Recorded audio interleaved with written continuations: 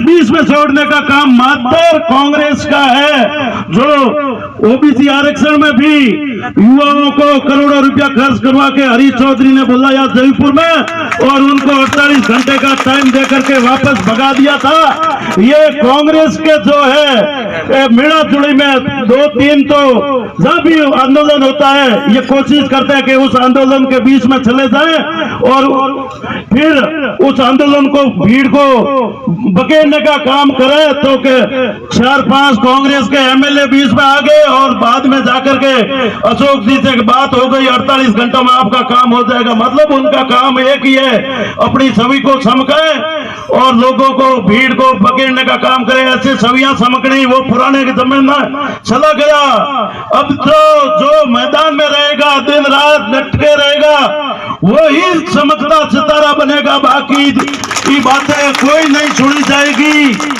हम विश्वास दिलाते हैं अगर जरूरत पड़ी अभी कलेक्टर साहब को भी ज्ञापन देंगे, उस ज्ञापन के बाद में अगर हमारी बातें नहीं मानी तो जितना ये जन सैलाब हमारे यहाँ उमड़े हैं ये सारे के सारे बालोतरा रवाना हो जाएंगे और वहां से फिर जरूरत पड़ी तो जयपुर के लिए रवाना हो जाएंगे, लेकिन बीच में नहीं इस लड़ाई को छोड़ेंगे। आप सभी को मैं सौगंध दिलाता हूं तेजाजी महाराज की, अगर आप यहाँ आए हो तो अगर कलेक्टर साहब अपने उचित जवाब नहीं देता है तो यहाँ से बालोतरा धरने पर कितने लोग पधारने के लिए हाथ खड़ा करो।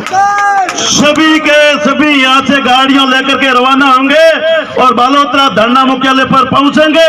फिर इनको पता प्रदर्शन है बाड़मेर जिला मुख्यालय कलेक्टर घेराव, क्या आप लोगों की मांग है? सबसे पहले तो सभी प्रदेशवासियों को आज आरएलपी के 4थे स्थापना दिवस की बहुत बहुत हार्दिक शुभकामनाएं देता हूँ, बधाइयाँ। और आज वैसे बाड़मेर के अंदर बालोतरा के अंदर 13 दिन से कंटिन्यू अनिश्चितकालीन धरना चल रहा है बजरी के मामले में। तो उस बजरी के मामले में सरकार सुन नहीं रही है, इसलिए आज जिला कलेक्टर का घेराव का कार्यक्रम रखा गया और यहाँ ज्ञापन देंगे। और इस प्रकार बजरी की गुंडागर्दी बालोतरा जैसे बाड़मेर जैसे शांत एरिया के अंदर यहाँ गुंडे लाके छोड़ दिए और वो आए दिन मारपीट की घटनाएं हत्याएं हो रही है और जनता को बेरहमी से लूटा जा रहा है। जो 50 रुपये की बजरी है वो 550 रुपये में बेचते हैं। जो पहले गाड़ी 8 से 10 हज़ार रुपये में गांव में पहुंचती थी गाड़ी, वही गाड़ी है 35 से 40 हज़ार रुपये। तो प्रति गाड़ी 20 हज़ार रुपये एक्स्ट्रा लेके पूरे जनता को लूटा जा रहा है। एक तरह सरकार कहती है जन कल्याणकारी योजनाएं चलाती है अनेकों प्रकार की, लेकिन दूसरी तरफ से सरकार जिस प्रकार से जनता को लूट रही है वो लूट आरएलपी पार्टी बर्दाश्त नहीं कर सकती। इसलिए आरएलपी कांग्रेस और बीजेपी की मिलीभगती है दोनों की, और विपक्ष की भूमिका मैन आरएलपी पार्टी निभा रही है। और आज बाड़मेर का घेराव का कार्यक्रम रखा गया। बाड़मेर के सभी गांवों से हजारों की संख्या में यहाँ लोग आए और अभी कलेक्टर साहब को ज्ञापन दिया। अब मांगे तो मनवा के ही रहेंगे, जब तक धरना मांगे नहीं मानते हैं तब तक धरना चालू रहेगा। आगे और भी बड़ा महापड़ाव रखा जाएगा।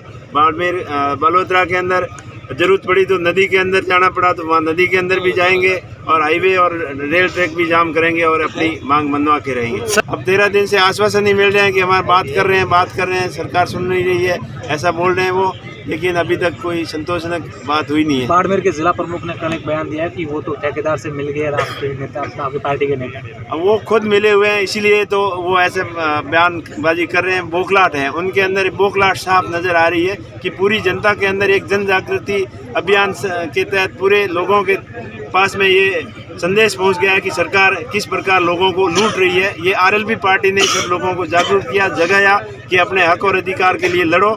तो इससे वो बौखलाहट में इस तरीके के बयान देते हैं। और जब वो कल प्रेस कॉन्फ्रेंस कर रहे थे तो कई लोग जो बजरी ठेकेदार के दलाल हैं वो उनके साथ में थे और हो सकता है कि उनके पास में भी कुछ हिस्सा पहुंच गया हो, इसलिए वो अपना पाक साफ करने के लिए ऐसे इस तरीके के बयानबाजी कर रहे हैं। पर जनता सब समझती है, बाड़मेर की जनता सब जानती है कि कौन क्या कर रहा है, जनता से कोई छुपा नहीं है। कल वो लोग बालोतरा में के साथ, अब देखो हम तो पहले से प्रदर्शन कर ही रहे हैं और स्वागत है वो अगर हमारे साथ में आके बैठते हैं।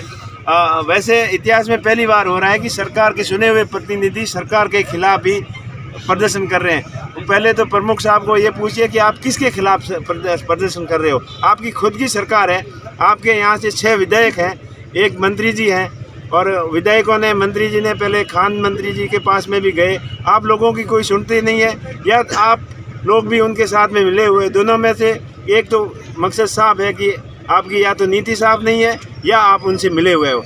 अगर आपकी नीति साफ होती तो सरकार के ऊपर दबाव बनाते।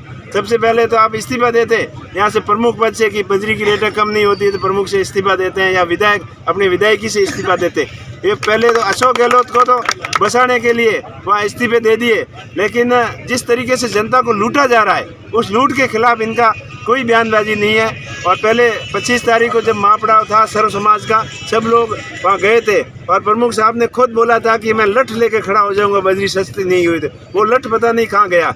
और जरूरत पड़ी तो हनुमान बेनीवाल जी को बुलाएंगे। बिल्कुल, अगला पड़ाव में हनुमान जी बेनीवाल भी आएंगे और अगर जरूरत पड़ी तो वो भी आएंगे और बड़ा आंदोलन होगा, महापड़ाव होगा। ठीक है सर, धन्यवाद।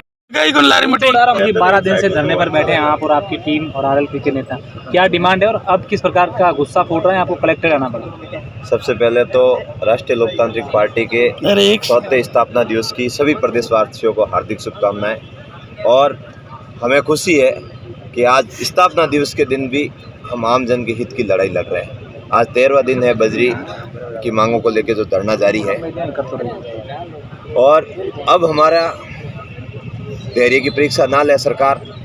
आज ये ट्रेलर था और ज़रूरत पड़ी तो इनकी पूरी फिल्म फेल कर देंगे, क्योंकि इन लोगों ने इतनी हठधर्मिता पाल रखी है। सरकार, मंत्री, संतरी, तंत्री जितने भी ये लोग हैं, इन लोगों के संरक्षण से। और अब ये ऐसे मानने वाला नहीं है, क्योंकि मुझे एक चीज़ समझ में नहीं आती, ये लोग मंत्री, आज आपने ट्रेलर देख ही लिया और आगामी दिनों में अगर हमारी मांगे नहीं मानी तो हमारे नेताजी हनुमान जी बेनीवाल साहब को बुलाएंगे और इनको यहाँ से फिर ये यहाँ काम करने लायक भी नहीं रहेंगे, इनको यहाँ से खदेड़ देंगे अपने एरिया से। धन्यवाद।